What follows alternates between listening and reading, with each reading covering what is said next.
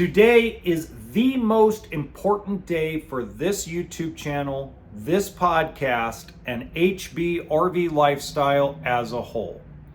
Recently, very recently, I came to a crossroads where I had four paths I could take when it came to this podcast and channel, and it was very overwhelming.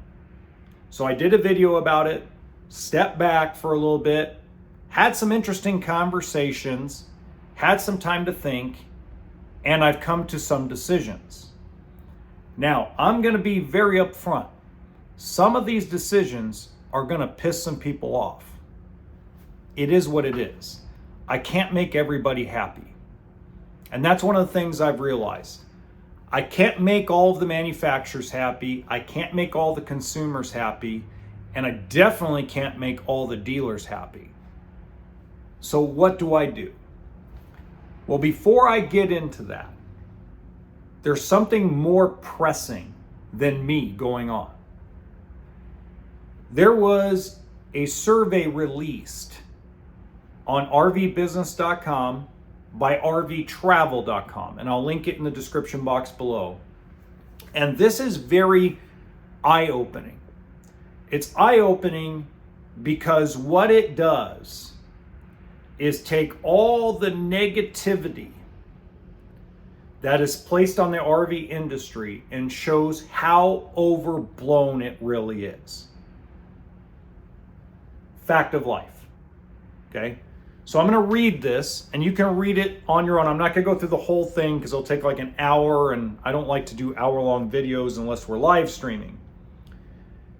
It says a recent poll of the readers of rvtravel.com challenges common perceptions about RV build quality. RVs often get a bad rap when it comes to their quality. Online forums, campground chatter, and even some industry watchdog reports frequently highlight problems, everything from cosmetic flaws to serious structural issues. We've sung this tune ourselves on this website, but a recent rvtravel.com reader poll suggests the reality may be more nuanced than reputation. First off, rvbusiness.com does nothing more than be a propaganda machine for the RV industry, so that's full of crap. They have never ever reported on how serious the Grand Design frame failure problem was, because if they did, Jason Lippert and Grand Design and Winnebago and everybody else would be so pissed off they'd never talk to them. They wouldn't have a business. So set that aside for a minute, okay? In the poll, which drew more than 1,200 responses. Now, you guys don't realize this, but 1,200 responses is humongous in the RV world. Because remember, there's not that many RVs sold every year. Not nearly as many as cars, not nearly as many as boats. It is a very small industry compared to the rest of manufacturing. Readers were asked a simple question. How well built is your RV? The answers paint a surprisingly positive picture. 35% of respondents said their RV is very well built. 41% said it's well built, but not very well built. So basically, 76% of these folks said, we're happy with our purchase. 76%. Then 21% said it's built okay, that's about it. 3% said it's poorly built, 1% said it's junk. So that means overall, 96% of people that took this survey were happy with their purchase. 96%. Remember what I've been telling you. I always believed 1% or less than half of 1%, all those numbers that Grand Design threw out, that Brinkley throws out, that any manufacturer throws out, is full of shit. But I always said it's not even close to double digits. 4% sounds about right. Now, if you go look at car manufacturing, It's in the double digits for customer unsatisfaction. And the bigger the dollar amount, the more unsatisfied the people are with the car. So if we have a less than 5% unsatisfactory rate, it does not mean that everything built is junk. And I'm going to do a separate video and a separate episode on this. I'm already spoiling that I'm not quitting by saying that. But the reality is that what Liz Amazing portrays, what Wingman Wisdom portrays, what all these negative Nancys want to say about the RV industry and how crappy it is, it's 4%. Now here's the problem. That 4% has a louder voice on the internet than the 96. And a lot of that stems from the fact that the 96% don't go online and give their public life all over the place. Not everybody's willing to be a hermit and piss off all the RV manufacturers. We also have to have an understanding about something. And it's an understanding that not everybody's going to agree with, because people rather not say they can't afford a new RV, because that's the difference. It's not, oh, I don't want to buy new because it's junk. It's, I don't want to buy new because I can't afford it, but I'll tell everybody an older unit's built better. It's ego. Ego gets in our way. I'll be 100% say, hey man, I paid $250 for my RV because I can't afford anything more than that. Does it mean my Weekend Warrior was better built than a Brinkley fifth wheel toy hauler? Absolutely not. I would run the risk. If I could afford it, I would run the risk of buying a 2023 Grand Design Momentum that may have frame failure, a big chance at it. I would rather take the chance on leaking seals and floor rot with a Brinkley fifth wheel toy hauler. I'd rather have cabinets that are crooked in some of the cheaper Keystone stuff than have what I have right now, because what I have right now is more poorly built and manufactured than what is made today. Technology got better, building skills got better. But you know what the difference between 2006 and 2026?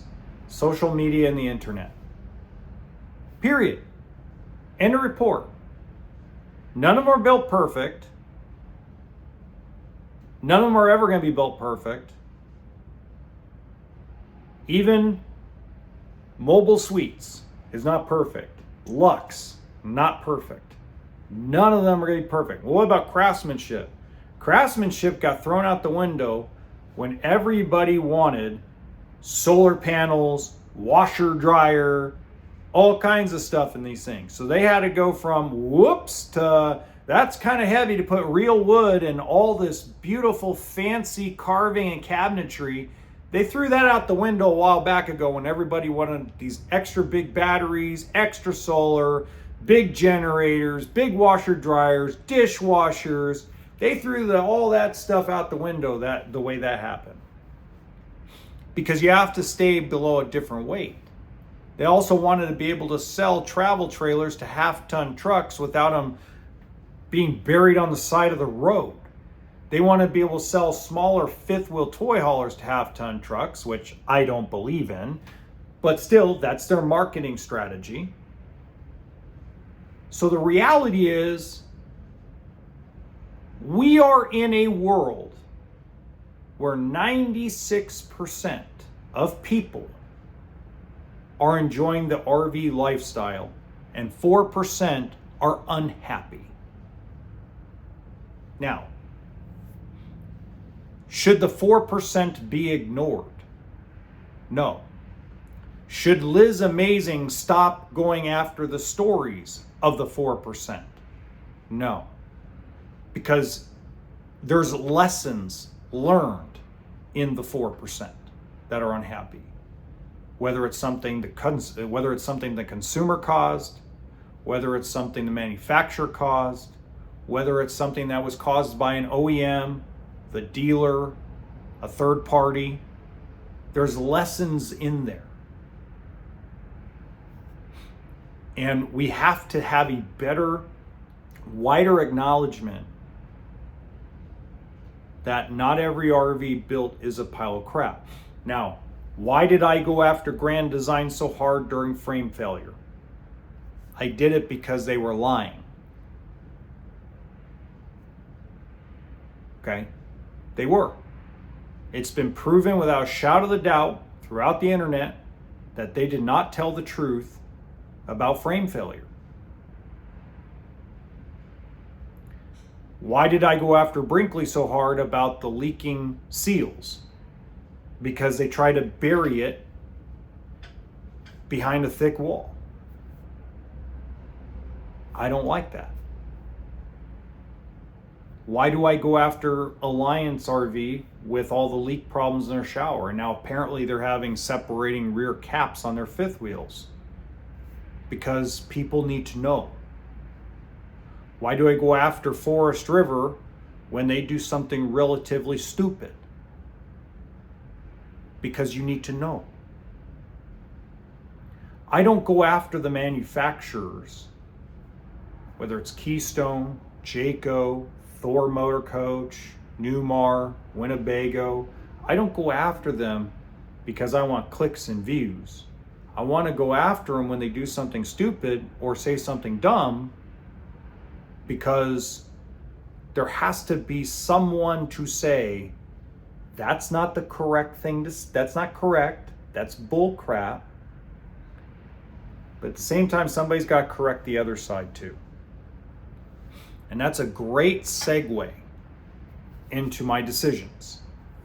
Okay? I might get a little emotional during this, so forgive me, okay? I have decided that the pathway forward is be the old me. And what does that mean? That means that we're going to take this podcast and this YouTube channel and turn it back into what it's supposed to be, which is an educational platform for RV buyers to come in and get a real education, a real down the middle, no bullshit, no over exaggerations, no baloney about everything's a pile of crap, no baloney about everything's built perfectly, a real actual education. There is going to be a difference in how this is going to be done. I am no longer going to care what people call me. If a RV executive wants to go on YouTube and put me on blast, I'm not going to respond anymore. I'm done. If the RV manufacturers don't want to work with me and they'd rather work against me, that's on them.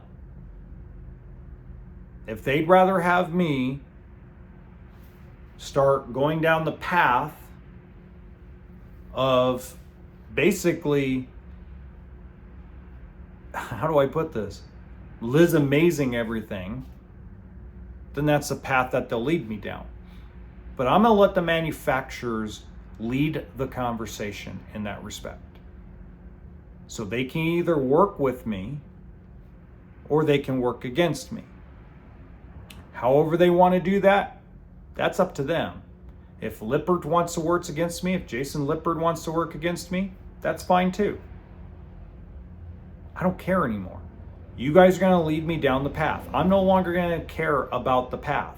The path will be led wherever they decide to go. If they want to come to the point where they want to work and say, hey, you said you have 90 people that are having issues with their Forest River Rockwood.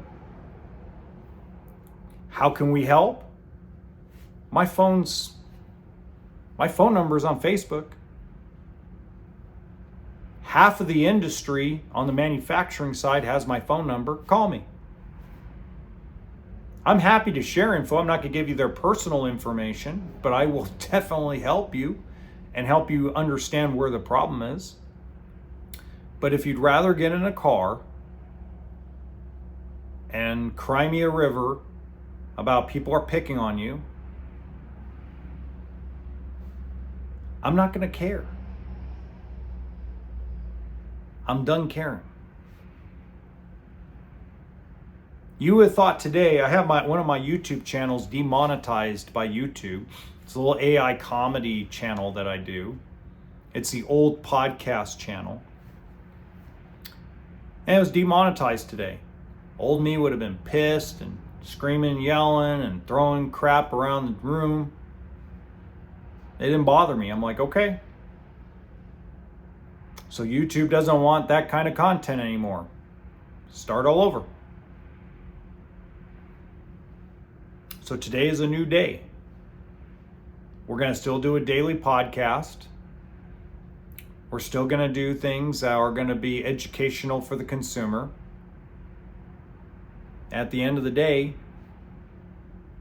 if the manufacturer doesn't like what I say or the consumer doesn't like what I say, I don't care.